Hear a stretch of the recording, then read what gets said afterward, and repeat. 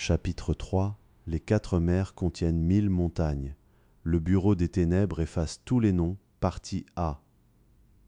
Le roi singe étant retourné triomphalement dans son pays natal, ayant exterminé le roi démon du monde confus, et conquis une grande épée, s'entraînait chaque jour aux arts martiaux.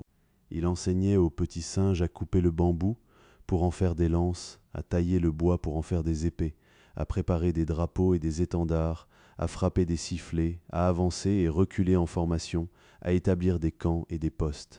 Après s'être amusé un moment, il s'assit tranquillement et réfléchit.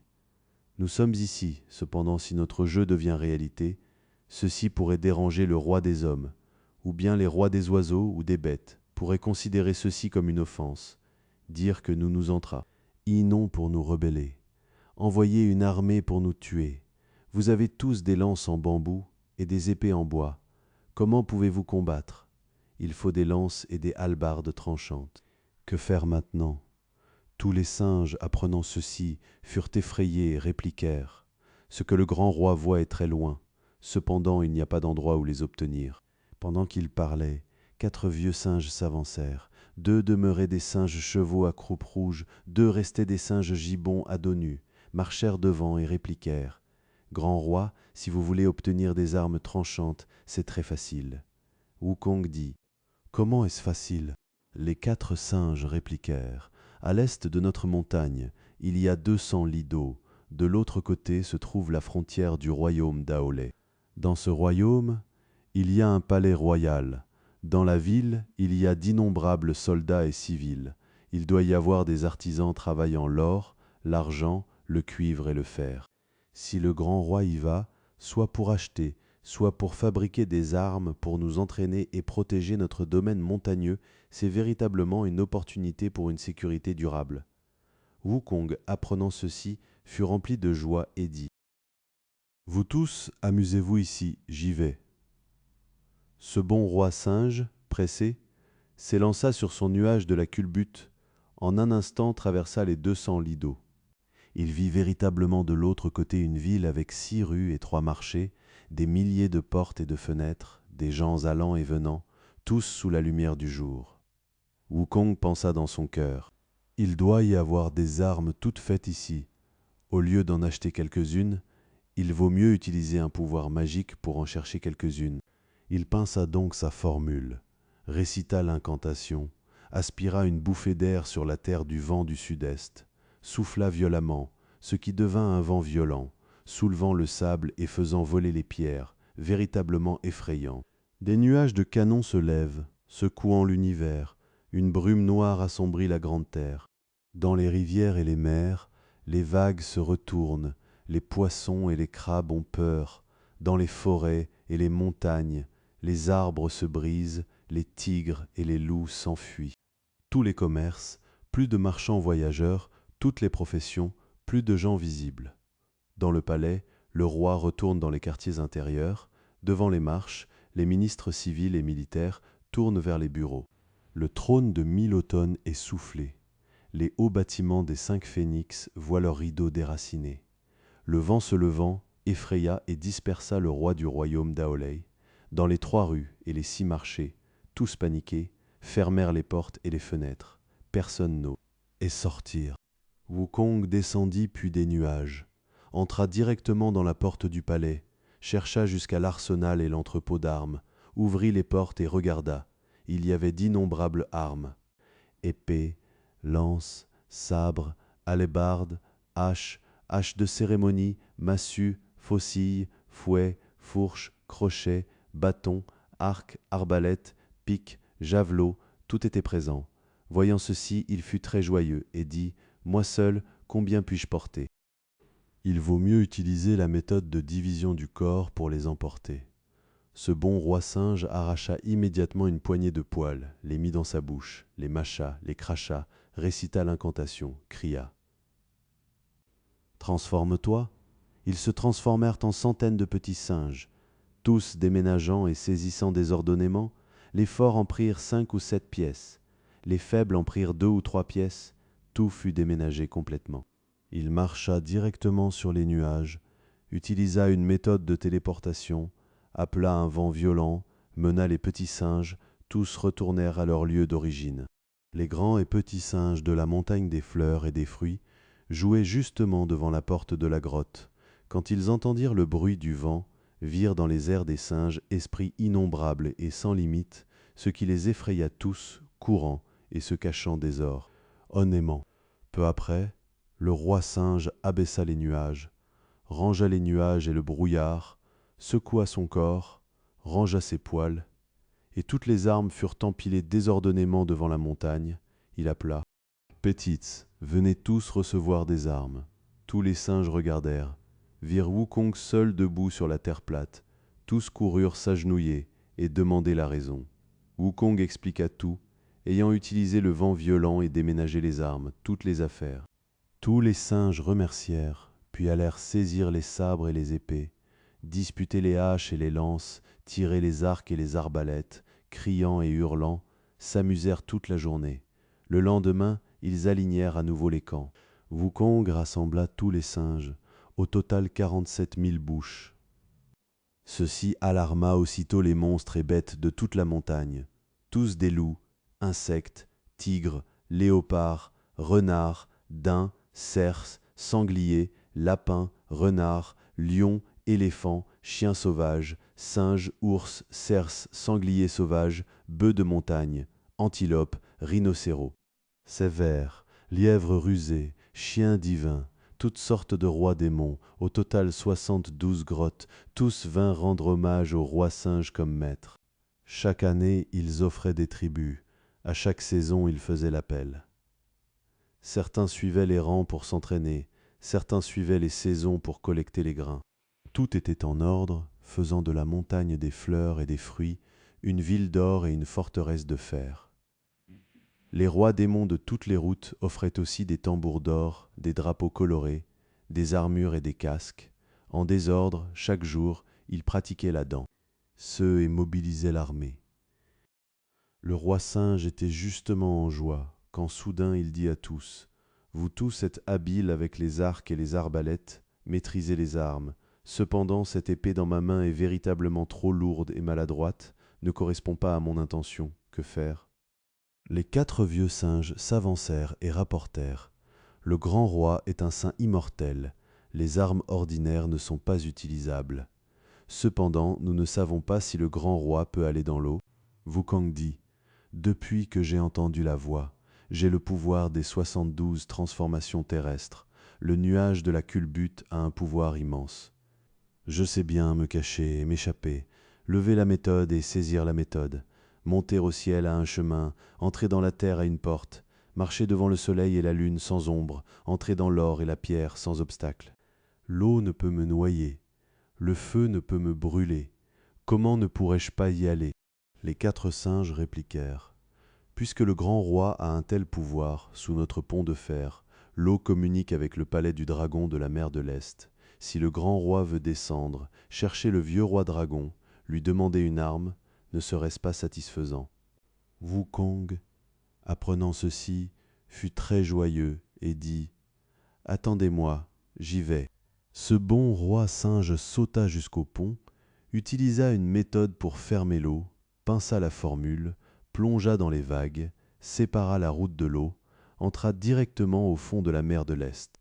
Pendant qu'il marchait, soudain il vit un yaksha patrouillant la mer, bloquant et demandant « Celui qui pousse l'eau, quel saint divin es-tu ?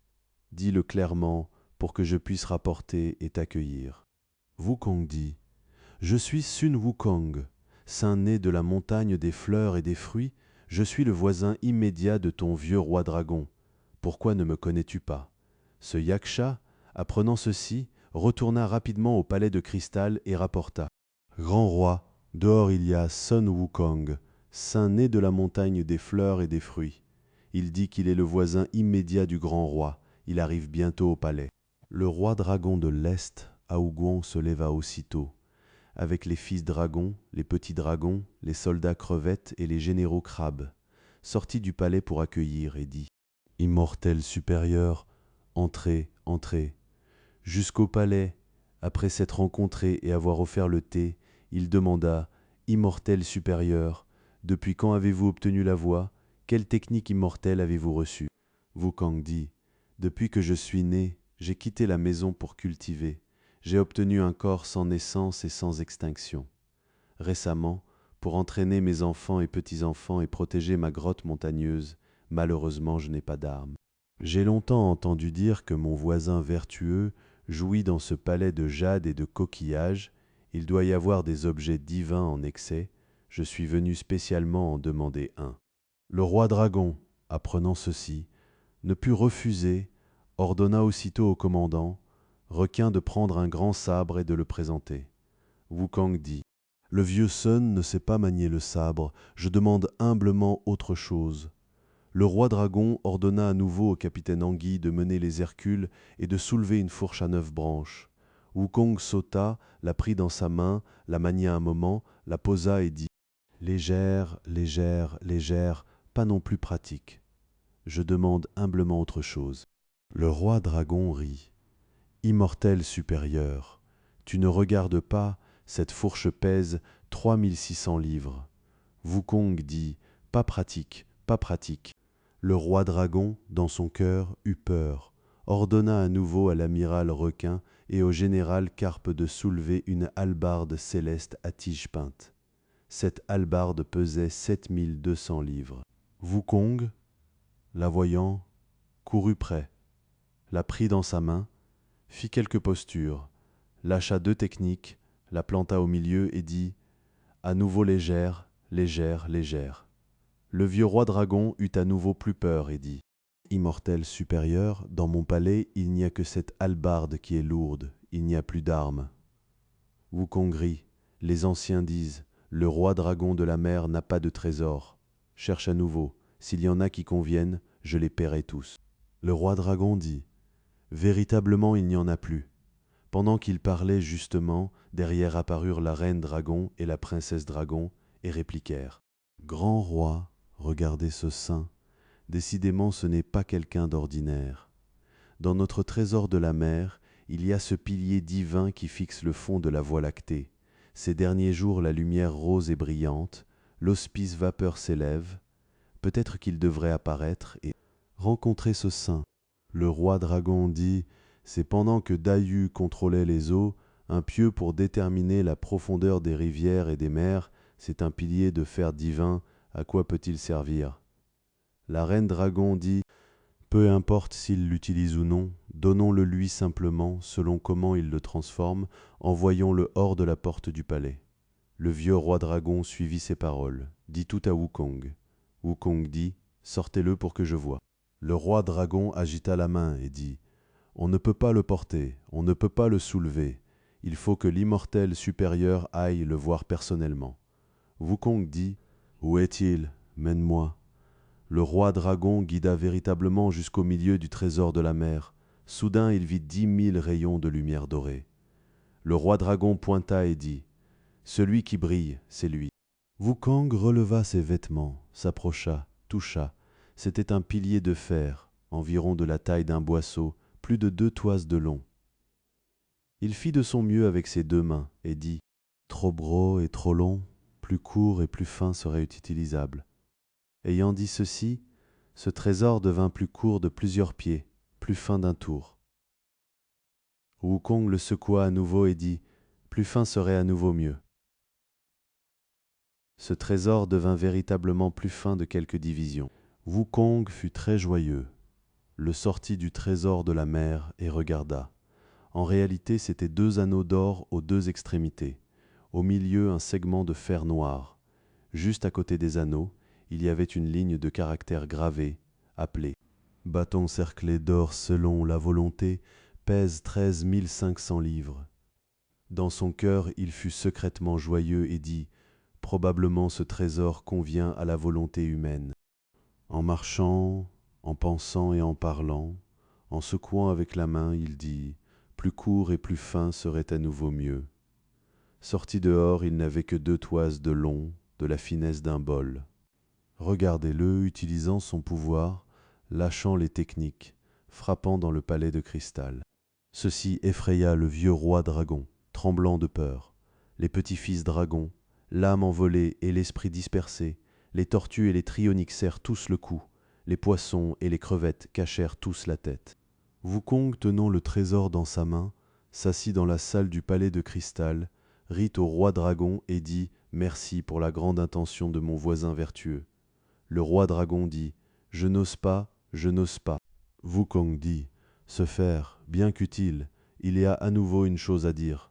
Le roi dragon dit « L'immortel supérieur a à nouveau quoi à dire ». Wukong dit « À l'origine, sans se faire, c'était bon. Maintenant que je le tiens dans ma main, sur mon corps il n'y a pas de vêtements appropriés, que faire? Si tu as ici une armure, donne-moi simplement une paire, je te remercierai en tout. » Le roi dragon dit « Ceci véritablement il n'y en a pas. » Wukong dit « Un client ne dérange pas deux maîtres.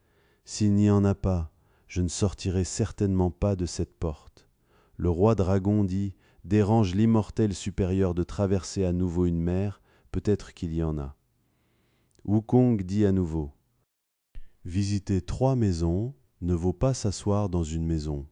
Je demande humblement une pièce. » Le roi dragon dit « Véritablement il n'y en a pas, s'il y en a, je l'offrirai certainement. » Wukong dit « Véritablement il n'y en a pas, puis essayons se faire. » Le roi dragon, paniqué, dit « Immortel supérieur, surtout ne bouge pas, surtout ne bouge pas, attendez que je regarde chez mes frères cadets, peut-être qu'il y en a, je vous en offrirai une paire. » Wukong dit « Où sont tes frères cadets ?»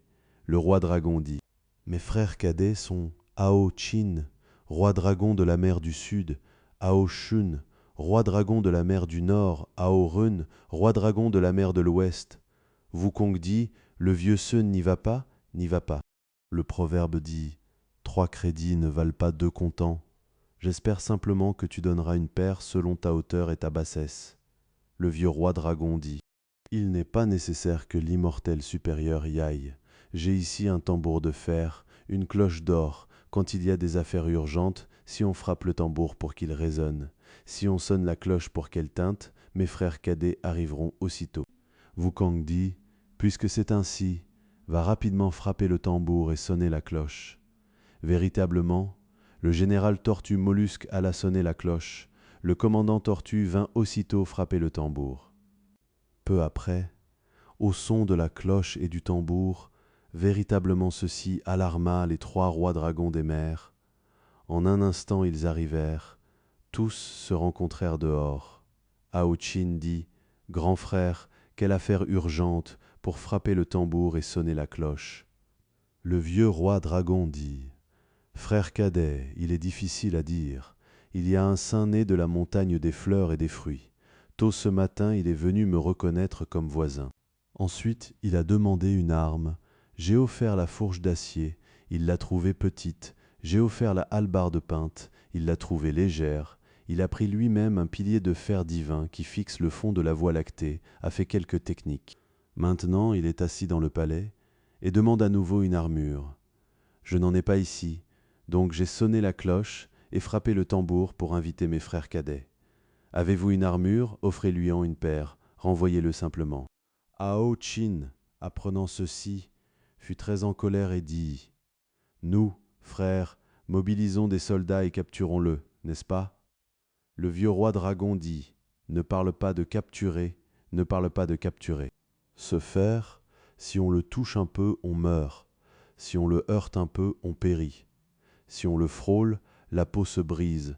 Si on le frotte, les tendons sont blessés. » Le roi dragon de la mer de l'Ouest Hao Run dit « Deuxième frère, on ne peut pas se battre avec lui.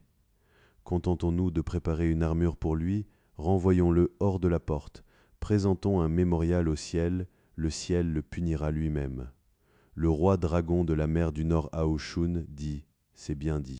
J'ai ici une paire de chaussures de nuages en soie de lotus. » Le roi dragon de la mer de l'Ouest Hao Run dit « J'ai apporté une armure en maille d'or. » Le roi dragon de la mer du Sud Hao Qin dit « J'ai un bonnet en or violet à ailes de phénix. » Le vieux roi dragon, très joyeux, les introduisit dans le palais de cristal pour se rencontrer, ainsi ils les offrirent. Wukong mit le bonnet d'or, l'armure d'or, les chaussures de nuages, tous bien ajustés, utilisa le bâton selon la volonté, frappa tout le long du chemin, dit à tous les dragons Désolé, désolé. Les 4 rois dragons demeuraient très mécontents. D'un côté, ils discutaient de présenter un mémorial, sans en parler davantage. Regardez ce roi Singe, séparant la route de l'eau, retournant directement au pont de fer, sauta. Il vit uniquement les 4 vieux singes menant tous les singes, tous attendant au bord du pont. Soudain, ils virent Wukong sauter hors des vagues. Sur son corps, il n'y avait pas un point d'eau humide, doré et brillant. Il marcha sur le pont. Ceci effraya tous les singes qui s'agenouillèrent ensemble et répliquèrent: Grand roi, quelle splendeur! Quelle splendeur! Wukong, le visage plein de printemps, monta haut sur le trône, planta le bâton de fer au milieu. Ces singes, ne connaissant pas le bien et le mal, tous vinrent prendre ce trésor. Cependant, c'était comme une libellule secouant un arbre de fer. Pas un poil ne pouvait le bouger. Tous, mordant leurs doigts et sortant leur langue, répliquèrent: Grand-père, si lourd, comment as-tu pu l'apporter? Wukong s'approcha, étendit sa main, le saisit d'un coup, rit à tous et dit: Chaque chose a son maître. Ce trésor était fixé dans le trésor de la mer. On ne sait pas depuis combien de milliers d'années. Cette année, il a émis de la lumière par coïncidence. Le roi dragon le prenait simplement pour un morceau de fer noir et l'appelait le pilier divin fixant le fond de la Voie lactée. Ces types ne pouvaient pas le porter, m'ont invité à aller personnellement le prendre. À ce moment, ce trésor avait plus de 2 toises de long, de la grosseur d'un boisseau.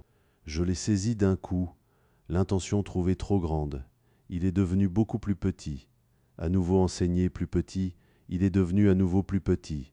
À nouveau enseigné plus petit, il est devenu de nouveau plus petit. Chapitre 3. Les 4 mers contiennent 1000 montagnes. Le bureau des ténèbres efface tous les noms. Partie B.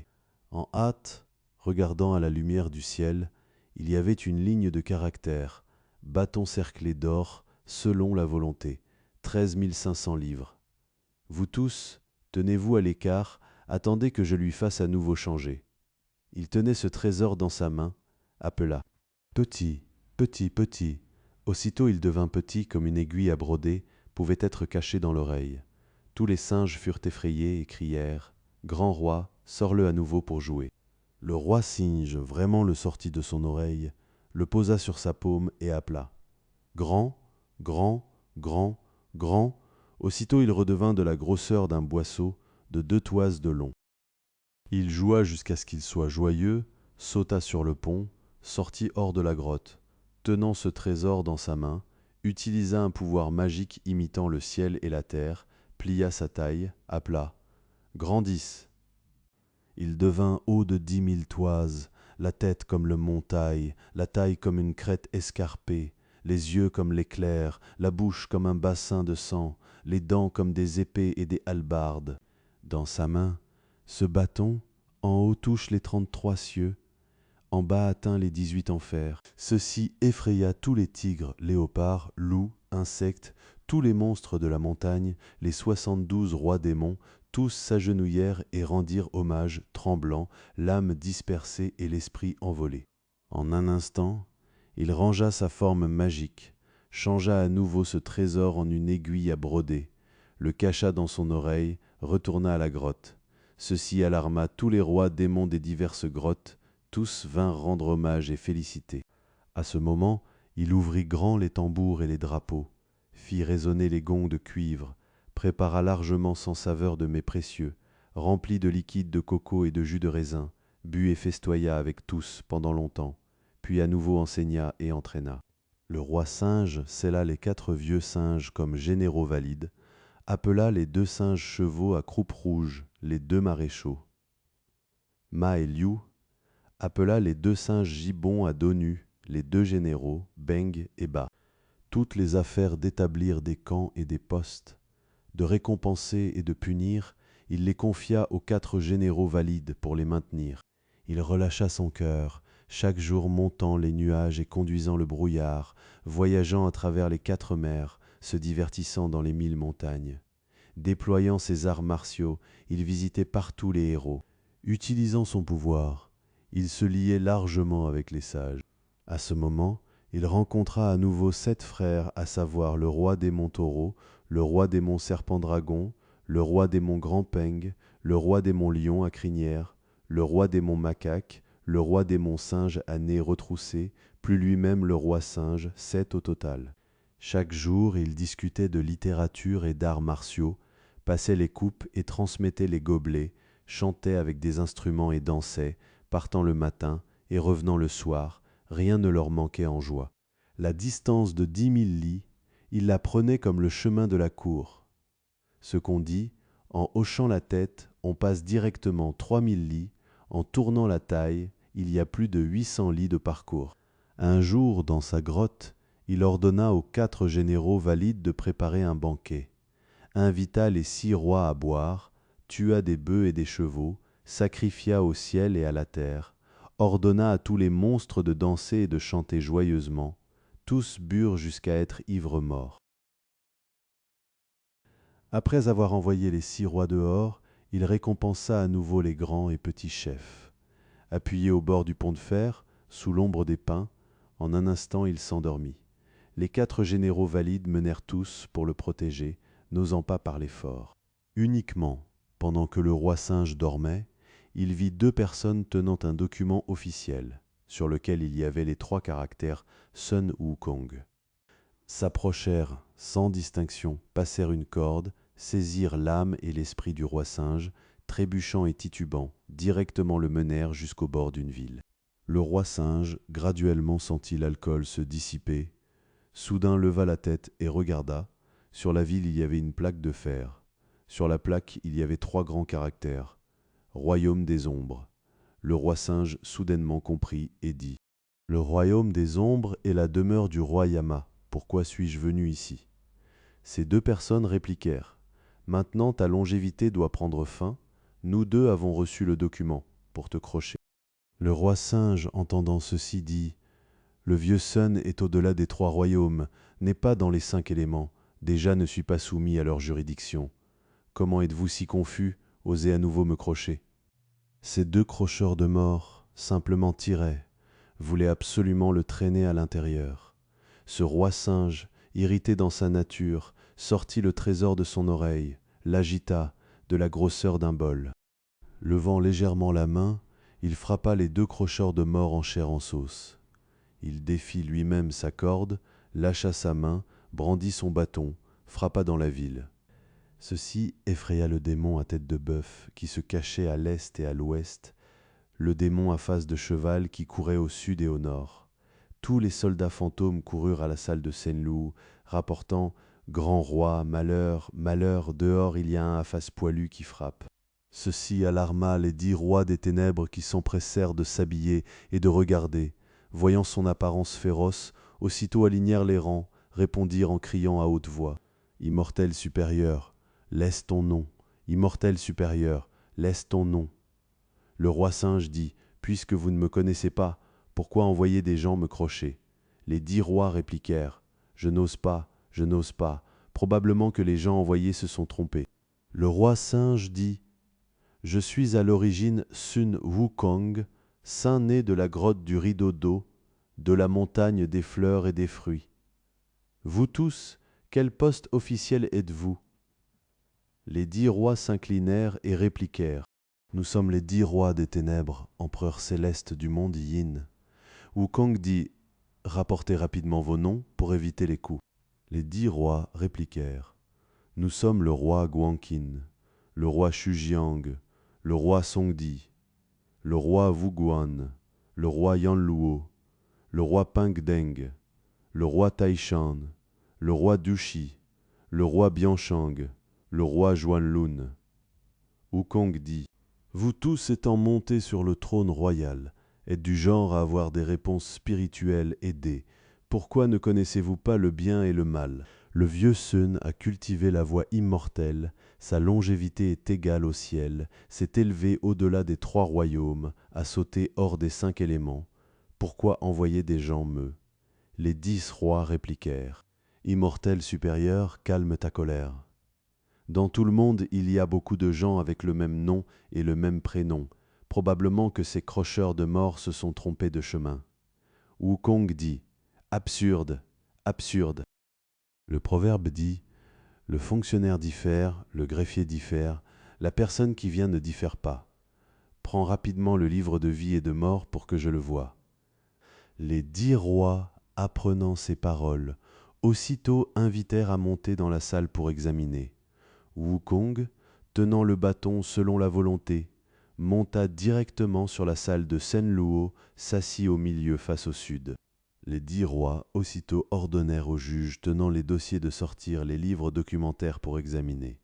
Ce juge n'osa pas être négligent, alla à la salle des bureaux et sortit 5 ou 6 livres documentaires et 10 livres de catégorie. Il examina un par un. La catégorie des vers nus, la catégorie des poils, la catégorie des plumes, la catégorie des insectes, la catégorie des écailles et des carapaces, tous n'avaient pas son nom. En regardant à nouveau, la catégorie des singes. En réalité, ce singe ressemble à l'apparence humaine, n'entre pas dans les noms humains, ressemble aux vers nus, ne réside pas dans les frontières nationales, ressemble aux bêtes qui marchent, n'est pas soumis à la juridiction du Qilin, ressemble aux oiseaux qui volent, n'est pas sous la domination du phénix. Il y avait un autre livre, Wukong l'examina personnellement jusqu'au caractère âme, numéro 1350. Il était noté le nom de Sun Wukong, singe de pierre né du ciel, doit vivre 342 ans, bonne fin. Wukong dit: je ne me souviens pas non plus du nombre d'années de longévité. Simplement efface le nom, c'est tout. Prends le pinceau. Ce juge en hâte présenta le pinceau, trempa pleinement dans l'encre épaisse. Wukong prit le livre, dans la catégorie des singes, tous ceux qui avaient un nom, il les effaça tous. Il jeta le livre et dit: compte terminé, maintenant je ne suis plus sous votre juridiction. Tout le long du chemin avec son bâton, il frappa hors du royaume des ombres. Les 10 rois n'osèrent pas s'approcher. Tous allèrent au palais de Cuillon, rendirent ensemble hommage au bodhisattva Dizang Wang, discutèrent de présenter un mémorial, de rapporter au ciel, sans en parler davantage. Ce roi singe, frappant hors de la ville, soudain trébucha sur une corde d'herbe, tomba, soudainement se réveilla. C'était un rêve du sud. Il venait de sentir qu'il étendait sa taille. Uniquement il entendit les 4 généraux valides et tous les singes criant à haute voix: grand roi, combien as-tu bu d'alcool, dormi cette nuit? Ne te réveille pas à nouveau? Wukong dit: dormir est à nouveau mineur. J'ai rêvé que 2 personnes sont venues me crocher, m'ont mené hors de la porte de la ville du royaume des ombres, puis je me suis réveillé.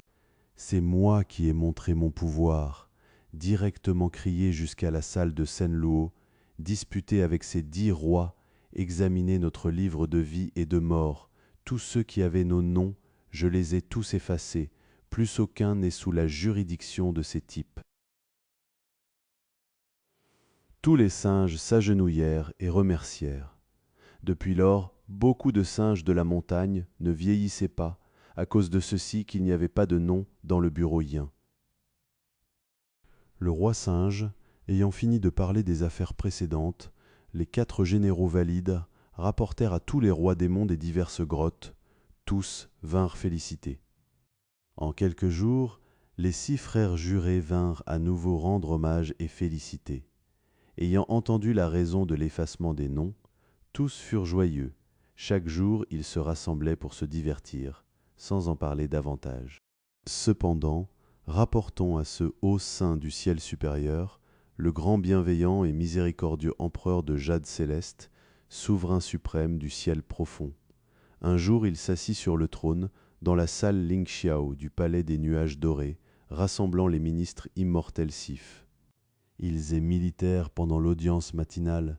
Soudain, il y eut le vrai immortel Qiu Hongji qui rapporta: Sa Majesté, dehors de la salle Tongming, il y a Hao Guang, roi dragon de la mer de l'Est, qui présente un mémorial, écoute le décret de l'empereur céleste. L'empereur de Jade transmit l'ordre. Ordonnez de le faire venir. Hao Guang, ayant été annoncé, arriva jusqu'au hall de la salle Lingxiao. Après avoir rendu hommage, à côté il y avait un enfant immortel guidant et présentant qui reçut le document mémoriel. L'empereur de Jade le lut du début à la fin. Le mémorial disait « Le petit, dragon de la catégorie de l'eau, monde inférieur, continent de l'Est supérieur divin, mer de l'Est, présente respectueusement au grand saint céleste supérieur, souverain du ciel profond. Récemment, à cause de Sun Wukong, immortel démon né de la montagne des fleurs et des fruits, résidant dans la grotte du rideau d'eau, il opprime le petit dragon, s'assit de force dans la demeure aquatique, demande des armes, utilise la magie et montre le pouvoir. Demande une armure, montre la férocité et l'arrogance. Il a effrayé et blessé la race aquatique, effrayé et fait fuir les tortues et les trionyx. Le roi dragon de la mer du Sud tremble de peur. Le roi dragon de la mer de l'Ouest est misérable et triste. Le roi dragon de la mer du Nord la tête et se rend. Le étend son corps et s'incline, offre le bâton de fer trésor divin, le bonnet d'or à ailes de phénix, avec cette armure en maille, et ses chaussures de nuage, les offre poliment et les envoie. Il utilise à nouveau les arts martiaux, montre le pouvoir simplement dit. Désolé, désolé, véritablement invincible, très difficile à contrôler. Le maintenant présente ce mémorial, espère que la sainte décision.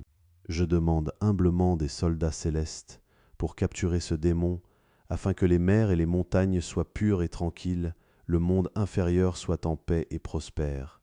Respectueusement présenté. L'empereur saint, ayant fini de lire, transmit l'ordre. Ordonnez au dragon, esprit de retourner à la mer, nous enverra aussitôt des généraux pour le capturer. Le vieux roi dragon s'inclina et partit en remerciant. En dessous, il y eut à nouveau le vrai immortel Xianweng, qui rapporta « Sa Majesté, il y a le roi Guanqin du bureau Yin, qui présente respectueusement un document mémoriel du Bodhisattva Dizangwang, maître enseignant du mot. Do des ténèbres. » À côté, il y avait une dame de jade transmettant les paroles qui reçut le document mémoriel. L'empereur de Jade le lut aussi du début à la fin. Le mémorial disait « Le royaume des ténèbres est le bureau yin de la terre. Le ciel a des dieux et la terre a des fantômes. Le yin et le yang tournent. Les oiseaux ont la vie et les bêtes ont la mort, répétant le mâle et la femelle. Naissant et se transformant, concevant des filles et devenant des fils, c'est le nombre naturel, ne peut pas être changé. Maintenant il y a Sun Wukong, singe démon né du ciel de la grotte du rideau d'eau de la montagne des fleurs et des fruits, qui montre la méchanceté et agivie. Olaman ne se soumet pas à l'appel. Utilisant son pouvoir, il a frappé à mort les messagers fantômes des 9 enfers. S'appuyant sur son pouvoir, il a effrayé et blessé les 10 rois miséricordieux. Faisant du tapage dans la salle de Sun Luo, il a forcé l'effacement des noms. Ceci fait que la catégorie des singes n'a pas d'œufs. Le bétail des macaques a beaucoup de longévité. Le cycle de la nirvana, tous n'ont pas de vie et de mort. Le moine pauvre présente ce mémorial, osant déranger le pouvoir céleste. Je demande humblement de déployer des soldats divins pour capturer et soumettre ce démon, organiser le yin et le yang, pacifier à jamais la préfecture. Reterrestre, respectueusement présenté. L'empereur de Jade, ayant fini de lire, transmit l'ordre. Ordonnez au souverain des ténèbres de retourner à la préfecture terrestre, nous enverra aussitôt des généraux pour le capturer. Le roi Gongxin s'inclina aussi et partit en remerciant.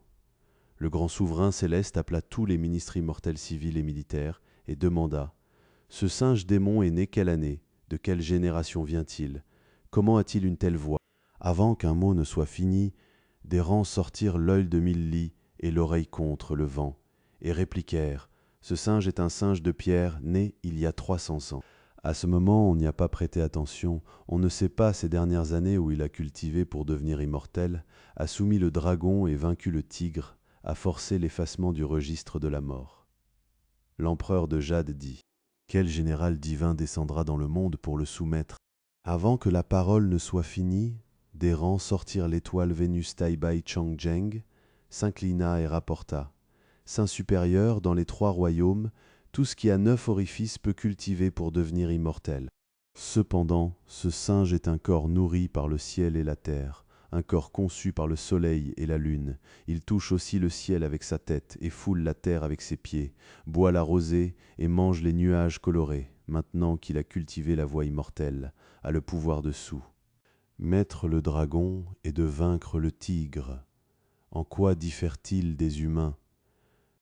Présente respectueusement à votre majesté, pouvez-vous penser à la grâce miséricordieuse de la transformation et de la naissance, descendre un décret de recrutement et de pacification, le faire venir dans le monde supérieur, lui accorder un poste officiel de grande ou petite taille, le enregistrer son nom dans le registre, Lessi. S'il accepte le mandat céleste, ensuite il sera promu et récompensé. S'il viole le mandat céleste, aussitôt il sera capturé. D'un côté, ceci ne dérange pas la foule et ne fatigue pas l'armée.